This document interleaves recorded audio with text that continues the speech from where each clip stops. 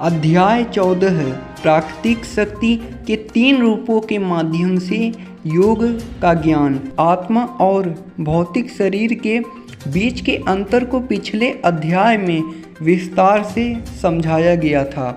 यह अध्याय भौतिक ऊर्जा की प्रकृति का वर्णन करता है, जो शरीर और उसके तत्वों का स्रोत है और इस प्रकार मन और पदार्थ दोनों को जन्म देता है।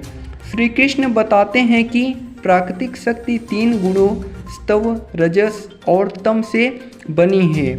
तीनों गुण शरीर, मन और बुद्धि में मौजूद है, जो प्राकृतिक शक्तियों से बने हैं, और हमारे प्राणियों में गुणों का संयोजन हमारे व्यक्तित्व की प्रकृति को निर्धारित करता है। सत्व गुण शांत स्वभाव, सदाचार और पवित्रता को दर्शाता है, और रजोगुण सांसारिक आकर्षणों के लिए अंतहीन इच्छाओं और अतृप्त महत्वाकांक्षाओं को जन्म देता है, और तम गुण भ्रम, आलस्य, नशा और नींद का कारण है। जब तक आत्मा जागृत नहीं हो जाती, तब तक उसे प्राकृतिक शक्ति की भारी शक्तियों का सामना करना सीखना चाहिए। मुक्ति इन 3 गुणों से परे हैं। आगे श्री कृष्ण इन गुणों के बंधनों को काटने का एक सरल उपाय बताते हैं। सबसे शक्तिशाली ईश्वर इन 3 गुणों से परे हैं, अर्थात अतिक्रमण।